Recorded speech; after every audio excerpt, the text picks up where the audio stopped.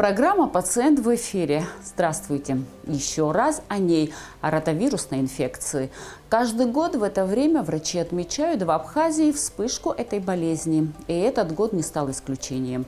Ротавирус, который в народе еще называют болезнью немытых рук, довольно распространенное в сезон простуд явление. Но у нас он более широкое распространение получает летом.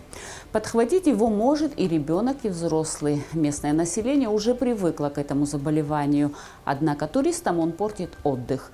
Вместо приятного времяпровождения они вынуждены по несколько дней проводить в больнице. О том, как уберечь себя от ротавируса и что делать в случае заболевания, расскажем подробно. Ротавирусная инфекция или ротавирус – это инфекционное заболевание, поражающее слизистые оболочки ротоглотки и тонкого кишечника. Болезнь часто называют желудочным или кишечным гриппом. При этом стоит помнить, что с гриппом ротавирус ничего общего не имеет. Заболевание широко распространено и занимает второе место после ОРВИ. Врачи подтверждают, что сейчас в Абхазии началась вспышка инфекции. Цифры такие же, как и в прошлом году. Единственное отличие, что мы в этом году начали делать расшифровку по вирусным инфекциям. И получается, что, в общем-то, не все ротавирус, присутствуют и другие вирусы. Вот мы взяли за расшифровочку за июль текущего года. У нас получилось, что по всей республике выделены 3 случая дизентерии, 1 случай сальмонеллеза, 12 кампилобактериозов и по вирусам 1 аденовирус, 30 норовирусов, 114 ротавирусов и 9 астровирусов. Это от больных детей. Бывают случаи, когда от одного ребенка мы выделяем 2, а бывает и 3 вида вирусов. То есть инфицирование идет таким вот комплексом. Основная группа риска по ротавирусу – дети, которые много времени проводят в социально активной среде – яслях, детсадах, школах.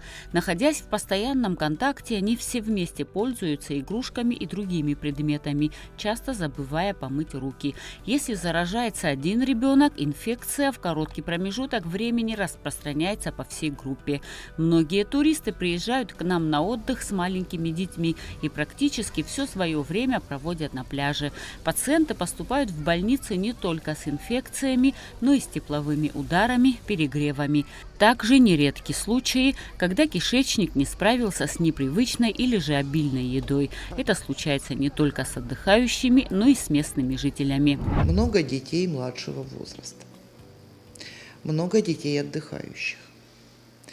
А в нашей республике достаточно давно, уже более 10 лет, как введена прививка против ротавирусной инфекции. И сознательные родители эту прививку делают, что защищает ребенка наиболее уязвимого возраста до 2 лет от заболевания или от тяжелого течения ротавирусной инфекции. К сожалению, эффект от прививки не очень стойкий, но тут самое главное – защитить наиболее уязвимый возраст. Дальше уже переносится легче.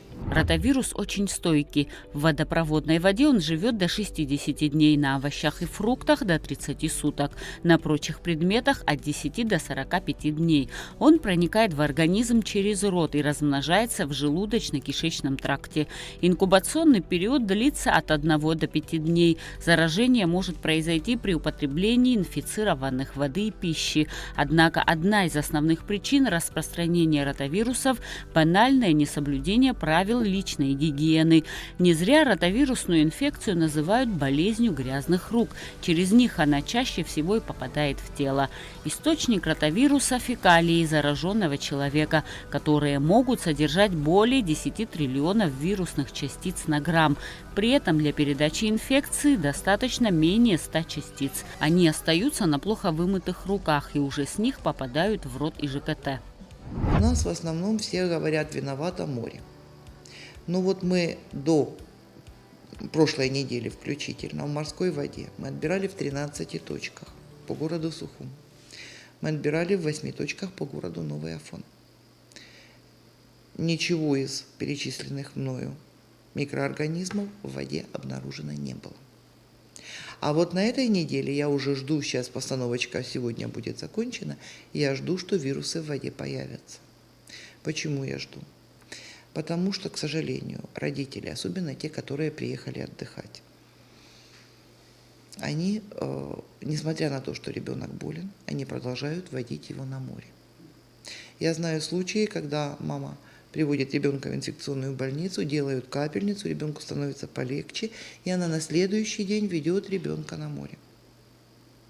После чего обратно поступает в инфекционную больницу. Особенно у маленьких деток диарея выражена, все это очень жидко, да, и дети довольно часто, они даже не успевают сказать, что им надо, то есть все это попадает в воду. Ну и мама спокойно реагирует, подумаешь, 2-летний ребенок, там попало. Попало и попало, никто не видит, и хорошо. А как раз вот в выделениях вот в этих и содержится достаточно большая масса вируса. С учетом того, что вода прогрелась сейчас очень хорошо, выше 25 градусов, с учетом того, что давно не было шторма, как раз прибрежная зона и будет инфицирована вот такими вирусами. И следующие дети уже вполне себе получат инфекцию при купании. Кстати, исследователи установили, что во время коронавирусной пандемии заболеваемость ротавирусом заметно снизилась. Если за год выявлялось от 4 до 6 тысяч больных, то в 2021 году по городу Сухум и Сухумскому району было выявлено менее 700 случаев заражения. И это было связано исключительно с тем, что в тот период были повышенные меры соблюдения личной гигиены. Я крайне редко вижу, что вы вот где-то при прогулках по набережной, либо вот даже на берегу, чтобы мамочки перед тем, как покормить ребенка, чем угодно, мороженым в конце концов, почистили руки хотя бы влажной салфеткой. Тем более, что вот сейчас этого добра в аптеках сколько угодно. Когда я была молодой матерью, такого роскоши нам не предлагалось. Сейчас же этого полным-полно. Что мешает? Прежде чем дать любую еду ребеночку, помой-то ему ручки салфеточкой влажной или водой с мылом, как-нибудь. Очень важно то, что руки должны мыться, особенно у деток. Да, полностью исключить будет невозможно, особенно у детей до 3 лет.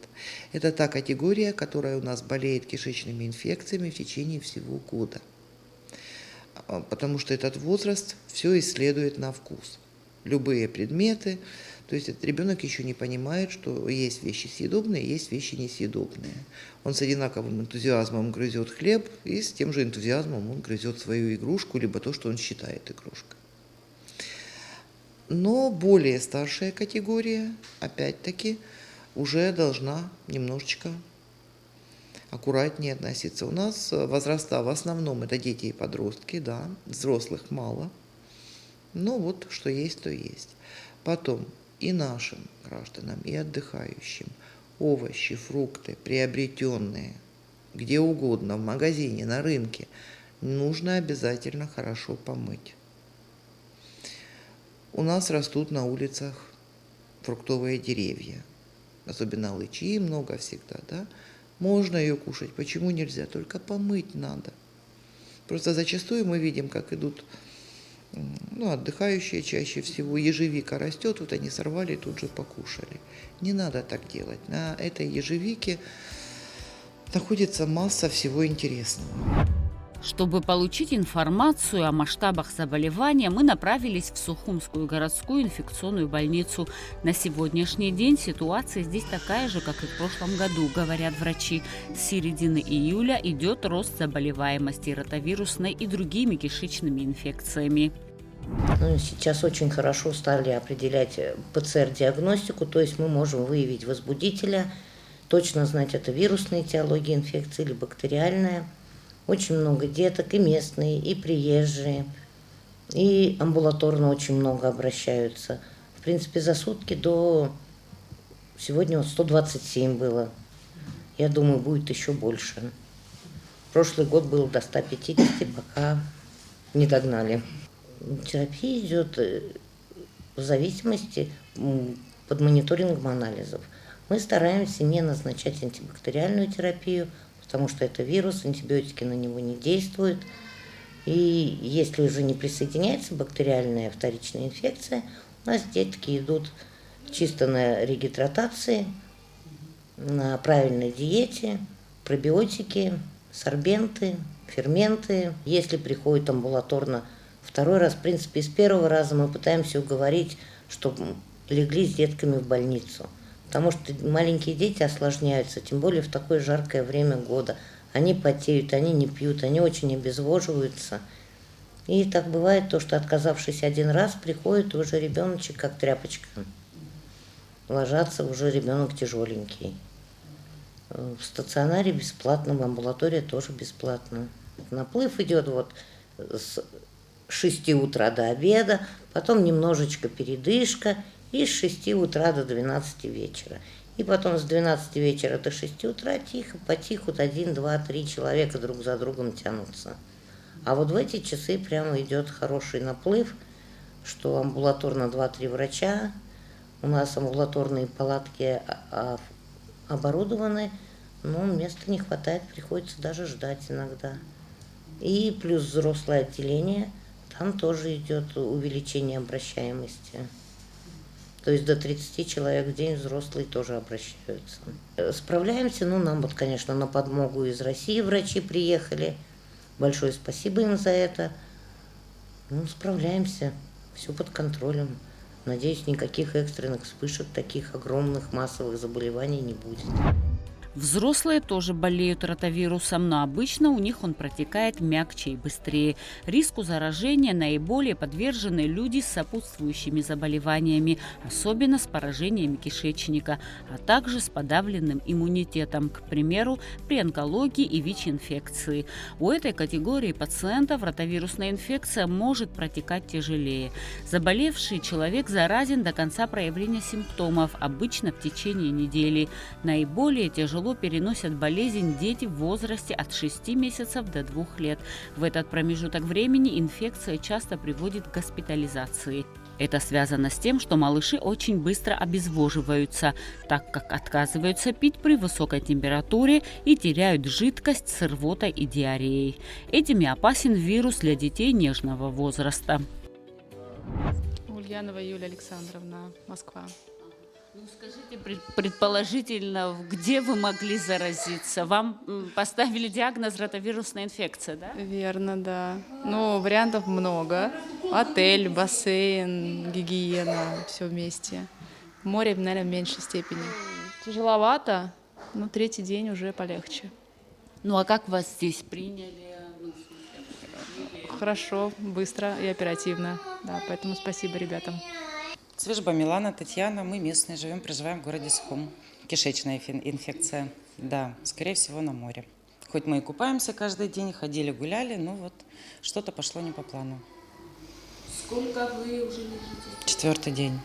Как вас здесь? Отлично.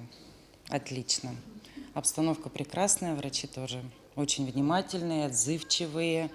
По первому зову все. Мандиши Рустам, приехали из Москвы на отдых к бабушке. Бабушка здесь проживает. 6 дней покупались в море и попали сюда. Здесь 2-е сутки уже. Диагноз какой вам? Кишечная инфекция. Да, ждем еще окончательных результатов, какая именно инфекция. Есть вероятность, что больше моря.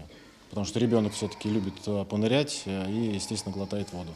Как вас здесь вообще приняли? Хорошо? Шикарно вообще. Лучше, чем в Москве, честно сказать. То есть неожиданно. То есть скорая приехала очень быстро, буквально 3-5 минут они уже были у нас. Сразу привезли, сразу приняли. То есть долгого ожидания никакого не было.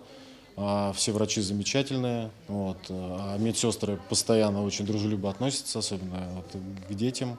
Это очень радует, что именно в том месте, где детям должны давать хорошее лечение, это они получают. Все бесплатно, да? Конечно, да, все бесплатно абсолютно, сразу предупредили. Палазян Манушак. У обоих гастроэнтерит. Рвота, диарея, жар, сильная слабость, обезвоживание. Как вы думаете, где вы деньги поймали? Ну, вообще говорят, вирус ходит, но мы на море были. Скорее всего, от моря, может быть. Животные всякие, дети играются, но каждые 2 минуты за ними убирать, руки мыть. Конечно, моем, но постоянно все равно где-то не доглядишь. Маленькие все-таки. И бывает вот. Как давно вы здесь?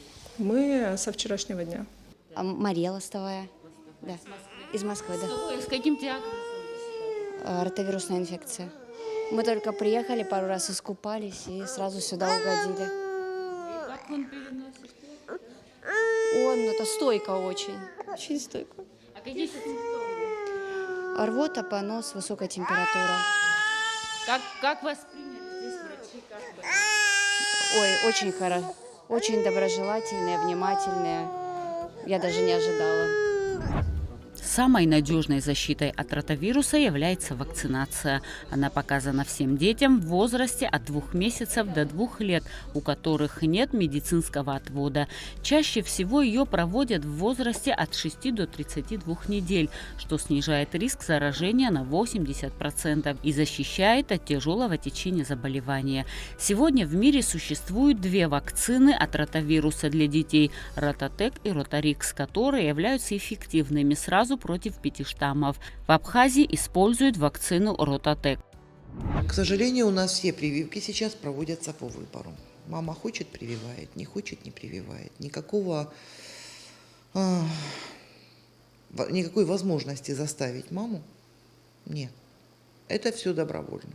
Мама может просто подписать отказ, не хочу прививаться, и все. И это плохо, потому что мамы не учитывают, скажем так, научные статьи, научные объяснения. Мамы учитывают, кто на мамских форумах чего-то там написал. Да? Есть антипрививочники у нас известные, которые выступают со статьями там. Но при этом я бы не стала рисковать своим ребенком в плане того, что как повезет. Вот, допустим, общеизвестная прививка от кори. Все знают, корь – тяжелое заболевание. Да? И да, поствакцинальные осложнения бывают.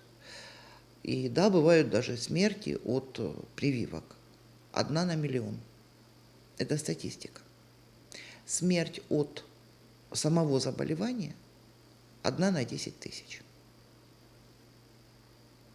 То есть в любом случае, если тебе суждено сверху, что-то будет. Но вероятность 1 на миллион или 1 на 10 тысяч, как-то количество ноликов должно насторожить, да? Но нет, мы лучше переболеем.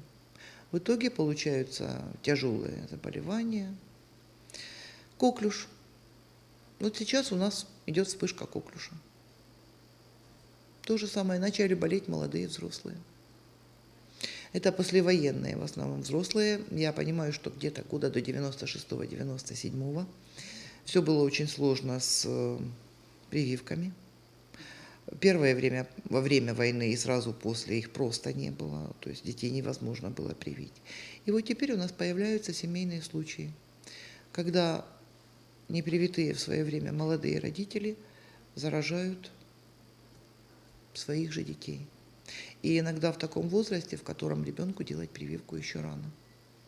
И эти случаи будут протекать очень тяжело. Коклюш тоже очень тяжелое заболевание, у которого, да, есть смертность. По ротавирусу, по сравнению с этими заболеваниями, ротавирус, очень мягкое заболевание. Но тем не менее, я думаю, что ни одной маме не доставит удовольствия, когда ее ребенок лежит под капельницей, а детки совсем маленького возраста, по-другому их не выпоишь. То есть годики больше уже можно по чуть-чуть водичкой там выпаивать, то есть есть возможность. А маленькому, только под капельницу. Я же говорю, у нас больше всего вот именно такого нежного совсем возраста заболевают именно приезжие. Наши мало. Наши которые уже 2, 3, 5, 7. Как отмечают специалисты, родители, которые отказываются от прививок, подвергают опасности не только своих детей, но и чужих. Ведь непривитый ребенок чаще подвержен заболеваниям и может стать разносчиком инфекции, от чего и происходят вспышки тех или иных заболеваний. С таким родительским эгоизмом врачи сталкиваются все чаще. В прививках ртуть. Чудесно. Есть там в некоторых случаях микроскопические дозы тиосульфата, по-моему. Ну, в общем, ртуть содержащего вещества, чтобы не соврать. Но я хочу сказать, что в порции роллов, которые наши граждане очень полюбили и с удовольствием кушают, ртути содержится намного больше, чем в этой прививке.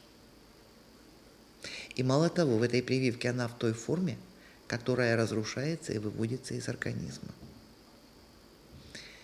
И из всех прививок, которые детям делают, консервант содержится хорошо, если в 2 из всего спектра прививок. То есть повредить ребенку это не может никак, слова совсем. Теперь по поводу воды. Видела в соцсетях возмущение наших граждан на мои слова о том, что воду нужно кипятить. Да, я согласна с тем, что у нас самая лучшая в мире вода. И да, это так, но именно в том месте, где эту воду забирают. На скважине у нас, вот на Гуместинской, в частности, в водозаборных сооружениях, вода отличная. Именно там с нею делать ничего не надо. Если ее пить прямо там, все будет замечательно. Но пока вода доходит до потребителя, трубы, никто не может гарантировать, что в этих трубах нет отверстий. И что через эти отверстия эта вода не будет загрязнена. Поэтому воду лучше кипятить. Мне говорят, ну мы же пьем и ничего. Да, ничего, потому что за всю нашу немаленькую жизнь мы привыкли к этой воде, вирусы привыкли к нам. Мы в легкой форме успели переболеть всеми видами ротавирусов и прочих вирусов, которые у нас есть. Человеку, особенно маленькому человеку, который всю жизнь пил либо фильтрованную водопроводную воду, либо бутилированную воду, эта вода может доставить массу неприятных ощущений. Для профилактики заражения необходимо тщательно мыть руки перед приемом пищи. Свежие фрукты и овощи необходимо мыть под проточной водой. Нельзя пить сырую воду из неизвестных источников. Купаться следует лишь в тех местах, где это разрешено. И родителям обязательно следить за малышами, чтобы они не пили морскую воду. Соблюдать личную гигиену, чаще мыть руки, туристам не расслабляться на отдыхе, не кушать на рынке немытые фрукты. Ну, деткам не уследишь, они все равно воды в море нахлебаются. Но все равно пользоваться индивидуальной посудой, не пить с одной бутылки, как часто это делается. Мамочкам не облизывать соски у своих лялек. Всем желаю огромного здоровья, чтобы у всех туристов отдых удался, ничего его не омрачило. Нашим жителям тоже желаем лето, чтобы приносило только радость и никогда не проводить лето в больнице. Всем здоровья, радости, всего самого хорошего. Я надеюсь, что все, кто слушал эту передачу, и все, кто ее не слышал, будут здоровы, хорошо отдохнут, хорошо проведут время и с удовольствием, и уедут довольными и счастливыми. Лишь соблюдение элементарных норм гигиены позволит уберечь вас и ваших детей от ротавирусной инфекции. Ну а я не устану напоминать, следите за состоянием своего здоровья и членов семьи, будьте бдительны, прислушивайтесь к своему организму и периодически посещайте врача. На этом все, до новых встреч!